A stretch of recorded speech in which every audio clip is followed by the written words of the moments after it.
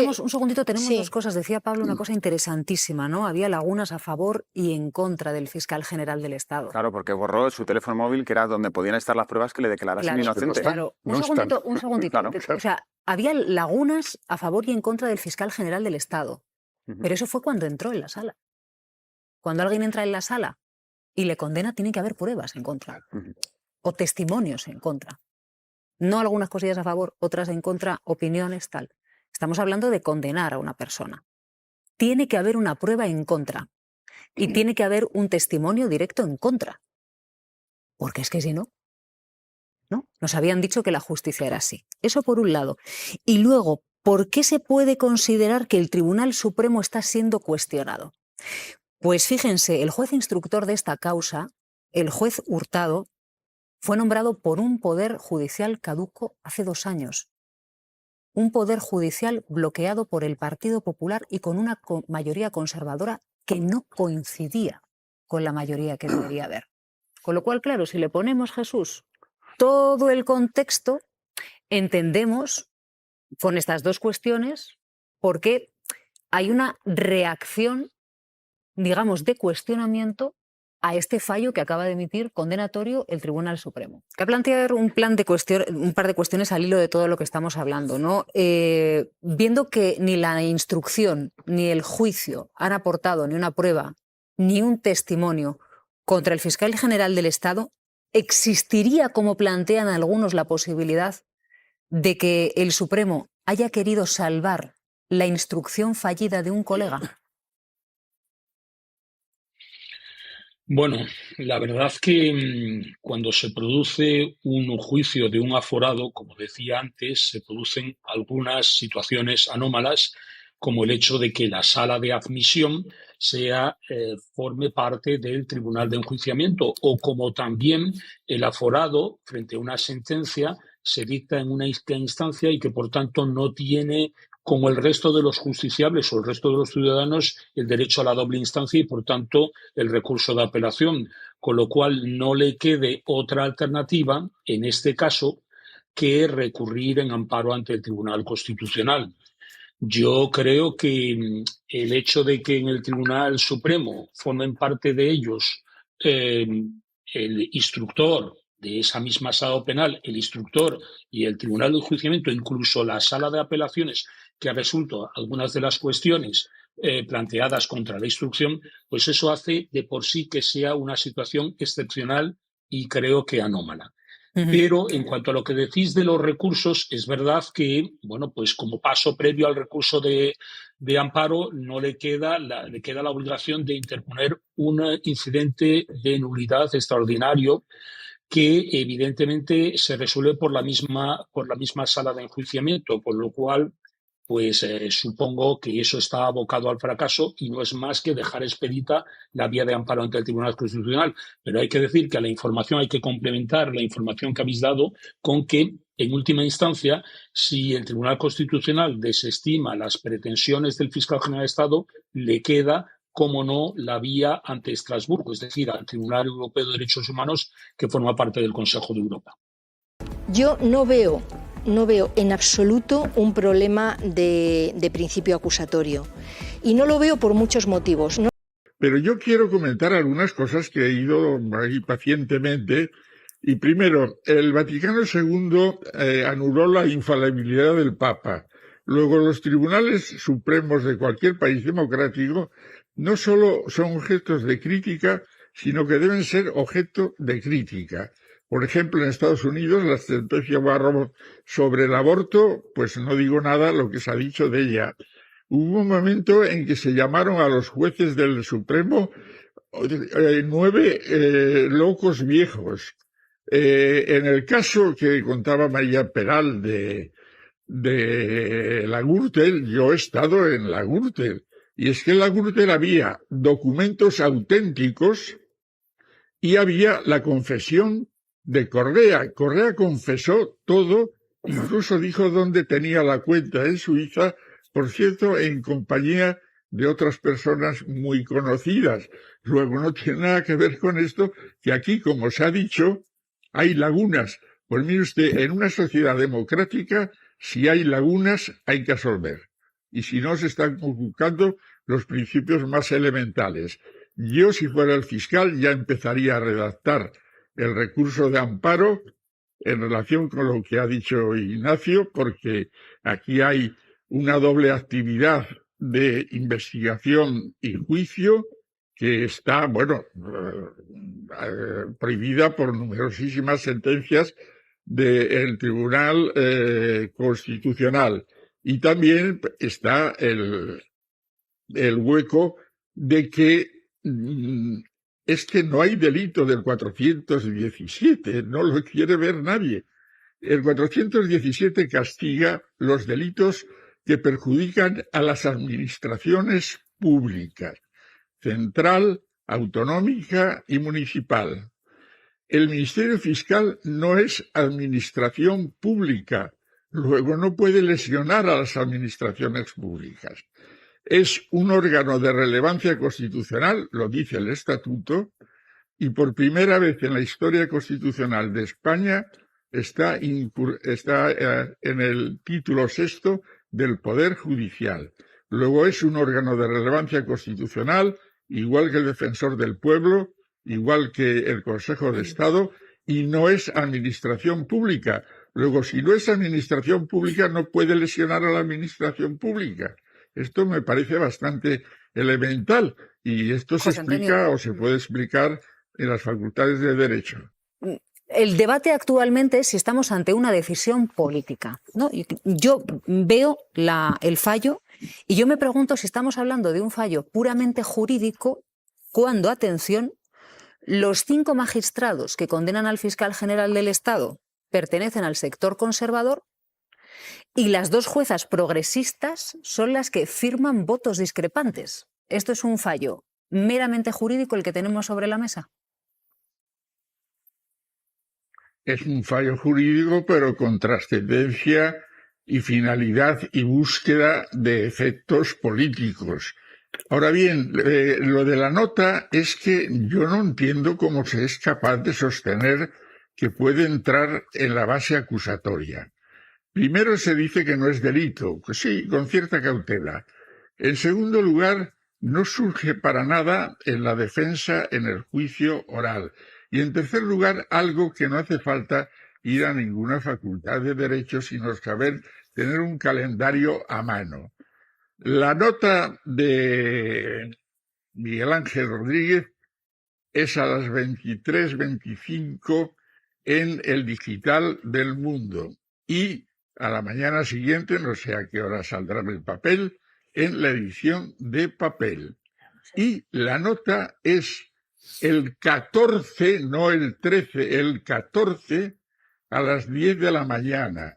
Luego no hace falta ir a ninguna facultad de Derecho para saber que el 14 ya se sabía todo lo que teóricamente era secreto. Luego es imposible con argumentos racionales, porque el derecho es la ordenación de la razón, como decía Santo Tomás de Aquino, pues mire usted, la nota puede ser malísima, lo que usted quiera, pero ya no descubre ningún secreto porque ya lo ha revelado, además, el interesado, falsamente acusando al fiscal de un delito de prevaricación que a lo mejor le puede costar una querella por calumnia, ¿eh? Lo que sí conocemos es el delito por el que se le condena, que no es exactamente revelación de secretos, sino revelación de datos reservados. ¿Esto qué quiere decir? Sí, esto parece que puede hacer alusión también a la nota informativa emitida por la Fiscalía General del Estado. A mí las dudas que me surgen, y es verdad que no he estado presente en el juicio, es si dicha condena es acorde con el principio acusatorio conforme lo entiende el Tribunal de Justicia de la Unión Europea. Me explico. Para condenar a una persona en un juicio, en el escrito de acusación de las partes tiene que haber una calificación jurídica precisa. Y si se condena por un delito distinto sin haber planteado, al menos como alternativa, esa calificación jurídica, podría haber una vulneración del principio acusatorio. Sí que es verdad que parece ser y además hay que tener muy en cuenta cuando se tenga el contenido de la sentencia, ver cuáles son los hechos probados, porque en esos hechos probados tiene que quedar acreditado el delito por el que finalmente se condena. Es verdad que llama la atención, para empezar, en el fallo el delito por el que se condena, y habrá que estar muy atentos al contenido de la sentencia. Claro, Mateo, aquí la nota de prensa, que es cierto, el inicio, digamos, de este caso judicial, en un punto determinado queda superada, ¿no? El Tribunal Supremo dice que lo de la nota de prensa estuvo bien. Es lo que pensábamos, porque ahora, echando la vista atrás, en las conclusiones, por ejemplo, del juicio, hubo hasta 3 acusaciones populares, la Asociación Profesional Independiente de Fiscales, APIF, Manos Limpias y CAN, el Colegio de Abogados de Madrid, que apuntaron de forma subsidiaria al delito por el que inicialmente creíamos todos que estaba acusado, que conllevaba penas de 2 a 4 años de prisión, apuntaron al famoso delito, efectivamente, del 417.1 del Código Penal, que es el que habilita la inhabilitación, que es por el que finalmente ha sido condenado. Y claro, este delito y estas acusaciones reiteraron en su alegato que la nota de prensa, que era una leyenda urbana, más o menos dijeron, que la nota de prensa no formaba parte de los hechos que se habían enjuiciado. Claro, esto nos generó sorpresa porque, bueno, el relato efectivamente es que desde la sala de admisión que abrió la causa al fiscal general hace 13 meses, entendíamos que en ese auto la nota de prensa ya era algo superado, como dices tú. Sin embargo, tú te vas a ese auto de admisión ahora, te lo lees y dices, bueno, es que a lo mejor no estaba tan claro, porque dice, por cierto, la ponente de esa auto de admisión es importante, fue Susana Polo, una de las 2 magistradas que, digamos, que va a ser discrepante con la condena al fiscal general. Y decía en ese auto, efectivamente, que aparentemente en la nota de prensa los hechos que se incluyen ya habían sido revelados por los medios de comunicación. Aparentemente. Creo que es un término fundamental para probablemente entender la condena. Vamos a esperar a ver los razonamientos jurídicos, Silvia, pero a lo mejor por ahí van los tiros. Claro, la nota de prensa siempre se dijo que era algo superado, avalado por el Tribunal Supremo, y que lo que se estaba juzgando era si Álvaro García Ortiz había filtrado o no había filtrado ese correo electrónico del novio de Díaz Ayuso en el que reconoce 2 delitos fiscales y al que al menos 3 periodistas habían accedido antes que el fiscal general del Estado. Hay un momento del juicio a Álvaro García Ortiz que a mí me ha venido hoy especialmente a la cabeza, y es cuando su defensa, la abogada del Estado, dice, pero es que nosotros no sabemos de qué nos estamos defendiendo. Efectivamente, es verdad que lo comenzaba ahora el magistrado, es el principio acusatorio. El principio acusatorio te tiene que definir claramente de qué estás siendo acusado. Efectivamente, en ese auto de admisión, ahora, si tú echas la vista atrás, fue un acto de hace 13 meses en el que se abría causa al fiscal general en el Supremo, claro, no aclaraba probablemente, o no quedaba claro para la defensa si la nota se incluía o no, y no solo la nota, también la filtración, porque efectivamente son los 2 elementos nucleares de este asunto. Por un lado, la nota, una nota que efectivamente él, para elaborarla, ha quedado claro en el juicio, ha quedado probado, él a sus subordinados les pide toda la documentación de las negociaciones de la confesión del abogado de la defensa de la pareja de Isabel Díaz Ayuso, de González Amador, o sea, que pide esos correos pasan por él para elaborar la nota, y ahí no habría dudas, efectivamente, que en sus manos estuvieron esos correos que presuntamente después fueron filtrados. Vamos a ver cómo hila la sentencia el tema de la filtración. Yo creo que es más complicado, efectivamente, que la elaboración misma de la nota, que es evidente que tuvo acceso a sus correos para elaborar la nota famosa del 14 de marzo de 2024, que vendría a desmentir lo que ellos consideraban un bulo de Miguel Ángel Rodríguez cuando contó una versión, digamos, no real, no veraz, sobre las negociaciones de la confesión. Así que a esta hora tenemos que esperar a que se redacte la sentencia, porque no sabemos el hecho concreto por el que se le ha condenado al fiscal general del Estado. Pues me parece, Silvia, que no hay sentencia y que ese es un elemento central de este asunto, que pasaba un poco desapercibido, creo, en la tertulia, pero que es muy importante. ¿Por qué este tribunal saca el fallo antes de que esté escrita la sentencia, donde efectivamente se pueden ver los argumentos con los que se condena al fiscal general del Estado? Porque esto no va de justicia, esto va de política, y esto va de política mediática, va de construir un gran caso mediático contra el fiscal fiscal general del Estado para tapar lo que está en el fondo de este asunto, que es la corrupción de la señora Ayuso, que está al frente de la Comunidad de Madrid y que vive en estos momentos en un piso pagado con dinero negro, que tiene un novio que está condenado por un delito fiscal y que es una situación tan grave que haya una presidenta de la Comunidad de Madrid que es la más corrupta que ha tenido el Partido Popular, y eso es decir mucho en el caso del Partido Popular, y este caso se construye ad hoc, es guerra sucia judicial y política de libro para construir un caso mediático que tape la corrupción de la señora Ayuso. Por tanto, yo creo que ese es el elemento central. ¿Por qué no hay sentencia y sí conocemos el fallo? Porque efectivamente el único objetivo es que hoy haya horas y horas de tertulias, horas y horas de radio en la que se desprestigie al fiscal general del Estado y por ese camino también al Gobierno de España, con el único objetivo de que no se hable de lo que deberíamos estar hablando todos, que es que la señora Ayuso, que gobierna en este momento la Comunidad de Madrid, es una corrupta que no debería estar en las instituciones. Y segundo elemento que me parece absolutamente crucial y que si no, creo que no vamos a entender lo que está pasando. Si estuvieran condenados todos los jueces que han producido, cuyos juzgados han producido filtraciones a través de los cuales yo me he enterado de cosas gravísimas mías y de mi partido, habría muchísimos jueces condenados en este país. Yo creo que ese elemento hay que ponerlo encima de la mesa. Podemos se ha enterado de todos los procedimientos, de cada paso, de cada procedimiento judicial falso que se ha abierto contra nosotras, que quiero recordar que hemos sufrido decenas de casos de lawfare que han terminado archivados, pero que han cumplido su objetivo, que es lo que estaba explicando hace un momento, horas y horas de tertulias, horas y horas de radio donde se desprestigiaba a mi formación política. Todas esas informaciones las he conocido a través de la prensa, particularmente a través del diario ABC, lo cual creo que ya señala claramente cuál es el objetivo de esas filtraciones.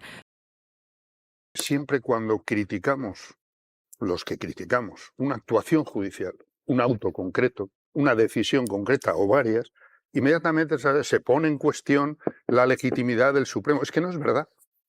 A mí nunca se me ha pasado por la cabeza eso, porque yo sí respeto la separación de poderes, la democracia, etc. Pero cuando se producen una serie de anomalías en un proceso, no solo creo que se pueden criticar, es que debemos hacerlo. Porque si no estamos distorsionando totalmente desde este otro lado lo que significa la democracia y cómo debe funcionar.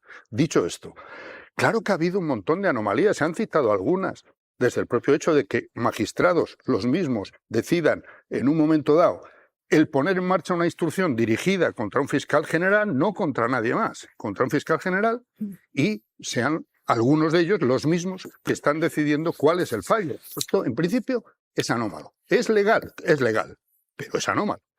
Y entre otras muchas anomalías, como se ha visto a lo largo de la instrucción, voy a hablar del registro a la Fiscalía General del Estado como si fuera el desmantelamiento de la cúpula del narco, es decir, cosas que hemos visto todos y que son anómalas, se quiera o no. Y sobre todo, ¿dónde están las pruebas? Veremos en la sentencia exactamente que es una cosa inaudita, que estamos todavía hablando de que hay condena, se cesa, digamos, de facto a un fiscal general del Estado desde la justicia, no desde el Ejecutivo, que es quien lo nombra, y no sabemos por qué. Y se dice, no, pero es que era para evitar filtraciones. Una vez que se cambia la ponente, porque la ponente dice, no, yo es que creo que este señor es inocente, se cambia de ponente, entonces se va a saber.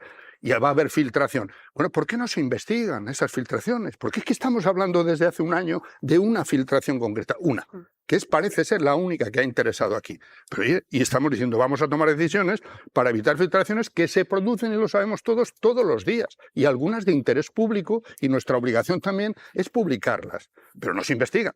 Se investiga la del fiscal general y desde el primer momento con nombre y apellido. Ya se ha dicho la descalificación o ignorancia sobre el testimonio de periodistas que no solo han dicho teníamos esa información, sino que algunos de ellos han dicho yo sé que la fuente no es este señor, ¿vale?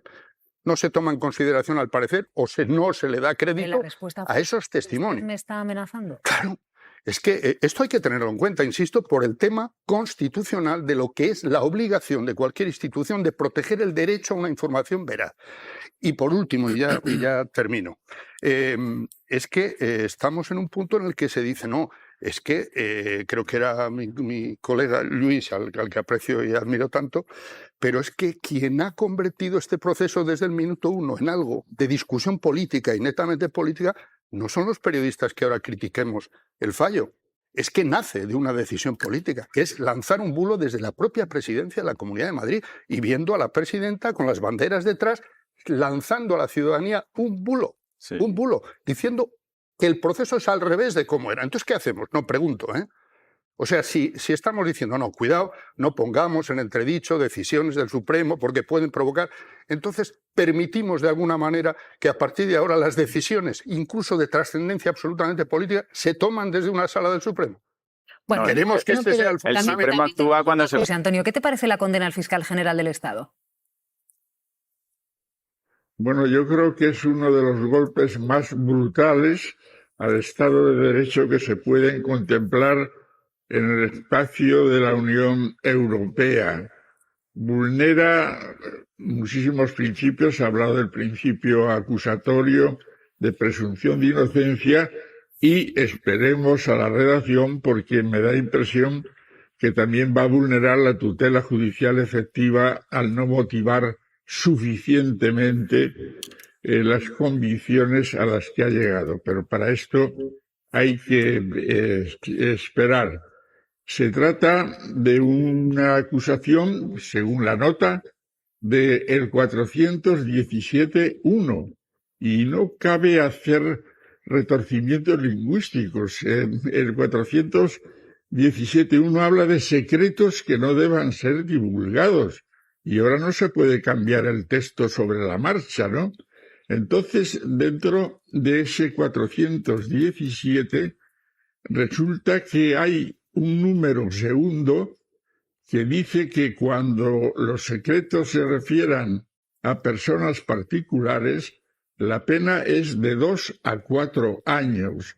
Entonces el Supremo, los 5 magistrados, han hecho una maniobra, digamos, de disfraz para que la opinión pública normal, sensata, la que no se deja llevar por tendencias y por bulos, diga, hombre, haga lo que haya hecho el fiscal, 2 o 3 años de prisión es mucho. Entonces acude al número primero, vulnerando flagrantemente, si lo tienen ahí a disposición se puede leer perfectamente, y eso ya es un dato negativo. He oído hablar, que el juicio se ha celebrado con arreglo a todos los cánones legales, pues faltaría más. Ha empezado con la audiencia pública y ha terminado con el visto para sentencia. Debía haberse televisado, pero bueno, esto ya es agua pasada. Pero la ley dice textualmente en el 746 que el tribunal dictará sentencia apreciando según su conciencia única y exclusivamente las pruebas practicadas en el juicio. Por tanto, no puede tirar de otros flecos, porque eso también vulnera la legalidad que contempla el 746. Vamos a esperar. Yo creo que va a ser una tarea digna de Houdini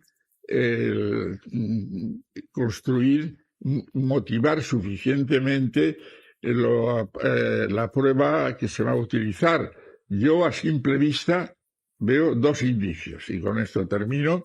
Uno que se va a utilizar, que es el testimonio de Almudena Lastra, y otro el famoso borrado del teléfono.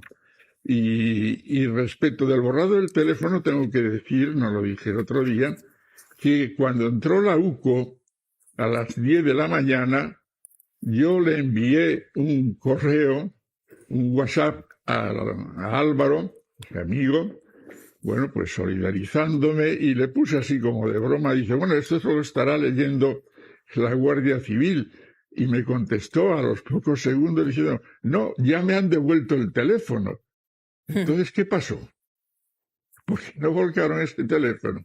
Y eso ha desaparecido también de todo lo que hemos visto. Esperemos y vamos a ver cuál es la resolución.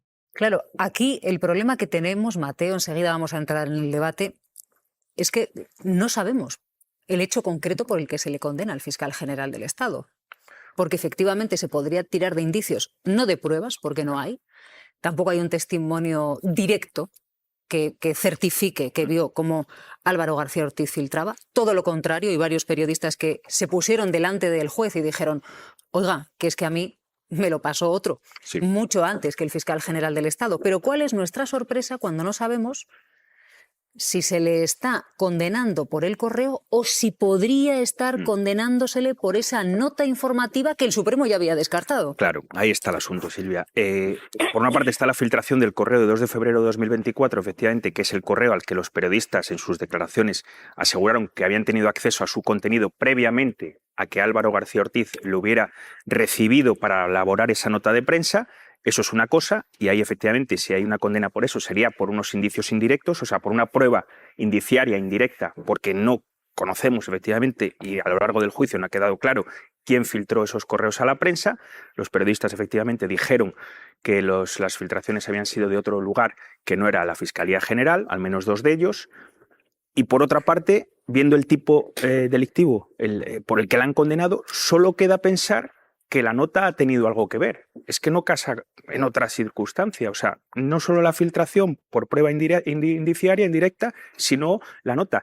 Ahora tú, por ejemplo, recuerdas digamos, la intervención de los mandos de la UCO, del jefe de la UCO, del instructor que hizo el famoso informe policial de la causa, de la cual tanto el juez instructor como luego la sala, como ahora el tribunal juzgador, le dieron muchísima relevancia, y hablaba de la nota en el contexto del dominio que tuvo Álvaro García Ortiz sobre la situación, ¿no? Pidiendo esos correos, elaborando la nota, llamando al fiscal del caso, pidiéndole a la fiscal jefe de Madrid, Pilar Rodríguez, esos correos. O sea, hablaban de todo el contexto, y todo el contexto era la nota. Y eso lo vimos mucho en el juicio, ¿no? Como el tema de la nota de prensa, del comunicado, se iba entrando en los hechos a valorar con la filtración y con más cosas. O sea, eso apareciendo y desapareciendo. Sí, apareciendo y desapareciendo. Eso lo vimos constantemente en el juicio. Claro, es que si condenan al fiscal general del Estado por la filtración del correo electrónico, el Supremo corre el riesgo de que un periodista rompa su pacto con la fuente y diga quién se lo filtró antes de que lo tuviera el fiscal general del Estado. Por eso les digo que es que hay que esperar a la sentencia, porque con esto no sabemos el hecho concreto por el que le han condenado al fiscal general del Estado. Maraña. Claro, por lo tanto todo es casi especulación, ¿no? Salvo una cosa, lo condenan, lo inhabilitan, ni siquiera está claro del todo si tiene que salir como fiscal también o, como dice el fallo, del cargo de fiscal general. En todo caso, yo creo que es el golpe más duro que recibe no la Fiscalía General del Estado por primera vez en democracia, que es así, sino la propia justicia, el propio crédito de la justicia, porque estamos ante una causa que tiene un origen netamente político, que se ha desarrollado con una contaminación política permanente y que tiene consecuencias políticas evidentes, ¿no? Esto creo que es indudable. Si además se deciden, desde el punto de vista judicial, sin aclarar si de verdad se está respetando la presunción de inocencia, porque cualquiera que haya seguido el proceso y el juicio creo que tiene como mínimo dudas muy razonables de que se esté condenando al fiscal general sin pruebas sólidas para hacerlo. En el propio auto de procesamiento, y esto lo han explicado catedráticos de Derecho Penal, creo que suficientemente, el único indicio sobre el que parecía basarse todo esto era el famoso borrado del teléfono. Pero hay que demostrar lo que había en ese borrado para poder condenar a alguien. Dicho esto, todo nos lleva, ya se ha explicado aquí, lo han explicado los expertos, a volver a una nota informativa que, sí, con el adjetivo aparentemente, pero la cuestión es que se rechazó lo que venía desde el Tribunal Superior de Madrid, el Supremo, la misma sala, por cierto, la sala de apelaciones, pero con varios magistrados que están, curiosamente, en la resolución del caso, que también podría caber, oiga, pues incluso cabría la posibilidad de recusar, pero bueno, estamos en el punto que estamos. Es que esto atropella también, a mi juicio, algo tan sagrado y constitucional también, que es el derecho a una información veraz. Porque si esto va en la línea que se está apuntando y volvemos a discutir sobre la nota informativa, habrá que saber cuáles son los datos revelados de esa nota informativa que afecten a la intimidad y a la protección de datos del acusado, porque yo he estado repasando la nota informativa y es que no encuentro ningún dato que no estuviera en las horas previas en las informaciones que habíamos conocido. Informaciones o desinformaciones, que las hubo, ¿eh? Y como hemos visto además en la reacción eufórica de quienes lo promovieron, se está dando carta de naturaleza a la posibilidad de que se emitan bulos y nadie conteste, porque ¿quién se va a atrever a contestar a un bulo desde cualquier estamento de las administraciones del Estado, dado que se condena nada menos que a un fiscal general por hacer una nota, supuestamente, puesto que lo otro del correo parece sobrepasado, por hacer una nota contestando con la obligación, y se citaba al final de la nota los artículos en los que se basaba la obligación de la Fiscalía General de romper ese bulo y decir la verdad a la ciudadanía. ¿Quién se va a atrever a hacerlo? Por lo tanto, esto afecta al crédito de la justicia y al derecho a una información veraz que es de los ciudadanos. Estaba preguntando, Ignacio, una cuestión precisamente sobre la nota informativa, ¿no? Si al principio el propio Tribunal Supremo descartó que la nota fuera delito, ¿qué hecho nuevo justificaría que esa nota pueda formar parte de la condena? Claro, lo que pasa es que aquí estamos hablando sobre algo que desconocemos, que es el contenido de la sentencia. Es que esta es la primera anomalía que se produce en este caso en concreto. Porque sí que es verdad que yo ayer dije que el anticipo de los fallos de las sentencias por parte del Supremo es algo habitual. Pero claro, lo que no reparé es que si no me falla la memoria, es el primer caso que se produce en el ámbito penal, porque se han producido muchos casos, tanto en la jurisdicción civil como en la jurisdicción contencioso administrativa. Aquí asistimos al conocimiento. Es verdad que con motivo del cambio de ponente se anticipa el fallo de la sentencia, pero claro, estar aquí haciendo elucubraciones de por qué el momento en el que la nota informativa vuelve a aparecer dentro de la escena delictiva, eso habrá que ver los hechos que considera probados el tribunal y sobre todo la fundamentación jurídica. Y eso me parece que es importante. Hasta que no conozcamos el contenido de la sentencia, pues esto es meras elucubraciones que podamos hacer. Yo no sé si recuerdas, Lluís, una sentencia, porque yo creo que este es el antes y el después, ¿no?, que ha provocado esta... Pero bueno, sí, aprovechando que me has dado la palabra, sí que querría decir algo que se ha dicho antes. La sala de admisión es otra de las anomalías que supone el instruir y enjuiciar una causa contra un aforado en la sala de lo penal del Tribunal Supremo. Y es el hecho de que la sala de admisión sean los mismos 5 magistrados los que formen parte del tribunal junto con otros 2 magistrados. Yo creo que la sala de admisión, al haber admitido la exposición razonada del Tribunal Superior de Justicia de Madrid, ya queda contaminada. Y es algo anómalo en cualquier otro tribunal que esa sala de admisión sea la misma que forma la sala de enjuiciamiento. Creo que el hecho, insisto, de que se lleve a cabo la instrucción y enjuiciamiento por aforados ante la sala penal del Tribunal Supremo es algo anómalo.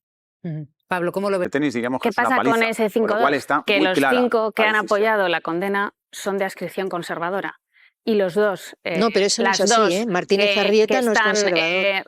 Apoyando el voto discrepante porque están en desacuerdo con la condena, son de adscripción progresista. Yo creo que eso plantea un problema a ojos de la opinión pública. En primer lugar, yo pienso que el Supremo va a tener que explicar muy bien por qué se puede condenar a alguien por cometer un delito sin una prueba directa que lo demuestre, porque todos hemos visto el juicio y no sabemos cuál es la pistola humeante de este delito. Y también cuando hay media docena de testigos, los periodistas profesionales que declararon ante el tribunal que su fuente era otra. Aquí creo que ha habido un desprecio al periodismo profesional y esto me parece relevante porque no se ha creído un testimonio de unos periodistas que han declarado que la información partía de otra persona, no del fiscal general. Y luego creo que es importante también señalar que es un fallo de un Tribunal Supremo que se ha dividido, porque hay dos opiniones encima de la mesa. 5 magistrados de adscripción conservadora que firman la condena, 2 magistradas de adscripción progresista que firman un voto particular. Y un fallo, además, express, es decir, con muy poco tiempo de deliberación después de que queda el juicio visto para sentencia. Pero ya habían deliberado antes, ¿eh? Yo creo han deliberado durante el juicio. Creo que estas dos cuestiones, que el tribunal no haya sido capaz de presentar un fallo unánime y que haya integrado, ¿no?, a todos los tribunales, creo que provocan una mayor desconfianza en la justicia de una parte de la ciudadanía, y esto creo que es especialmente peligroso. Hay ciudadanos que pueden preguntarse hoy con razón si estamos ante una justicia con problemas de politización. Lo digo por esta división dentro del tribunal y también por cómo se eligen a los magistrados del Tribunal Supremo, que todos sabemos que se eligen por el Consejo General del Poder Judicial, que es un órgano que tiene también acusaciones de politización, ¿no? Entonces, todo esto creo que nos pone sobre la mesa muchas preguntas y un problema grave de desconfianza de una parte de la ciudadanía hacia la justicia. Y eso es un bulo. Y a veces hay bulitos y bulazos, pero se convierte en bulazo cuando lo repica un medio de comunicación y lo lleva a portada. Sí, ¿no? Que es lo que se hacía en el mundo. Claro, lo que pasa es que el Supremo... no puedes cometer un delito para desmentir un bulo. Se ha visto muy bien el buen y el mal periodismo, ¿no?